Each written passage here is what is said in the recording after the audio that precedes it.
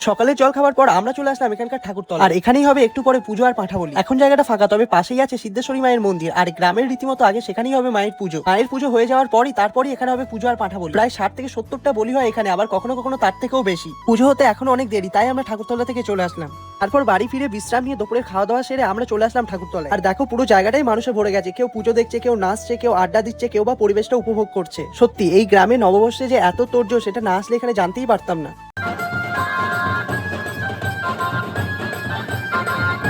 পুজো দেখে আমরা চলে আসলাম বাড়ি। তারপর বিকালে ফ্রেশ হয়ে বেরিয়ে পড়েছিলাম একটু গ্রামটা ঘুরে দেখতে। তারপর সন্ধে হলেই আমি, জয়দেব আর জয়দেবের ভাগ্নে বেরিয়ে পড়ি মেলা দেখতে। আর মেলা মানেই এক অন্যরকম অনুভূতি, তাই মেলা থেকে ভাগ্নেদের জয়দেব কিছু জিনিস কিনে দিল। এর মধ্যেই দেখতে পেলাম মা কালীর মূর্তি মাথায় করে নিয়ে যাওয়া হচ্ছে। দৃশ্যটা সত্যি অসাধারণ। এইভাবে কিছুক্ষণ মেলা ঘুরে আমরা চলে আসলাম বাড়ি। Good morning guys. রাতে এতই ক্লান্ত ছিলাম যে খাওয়া দাওয়ার পরেই ঘুমিয়ে পড়েছিলাম। ফোনে চার্জ ছিল না, তাই কিছু রেকর্ড করা হয়নি। চা খেয়েই আমরা রওনা দিলাম বাড়ির পথে। আর ঘন্টাখানেকের মধ্যেই আমরা চলে আসলাম বাড়ি। যেখানেই যাই না কেন নিজের বাড়ির মতো শান্তি আর কোথাও নেই। তো ভিডিওটা এখানেই শেষ করছি। কেমন লাগলো অবশ্যই কমেন্ট করে জানিও।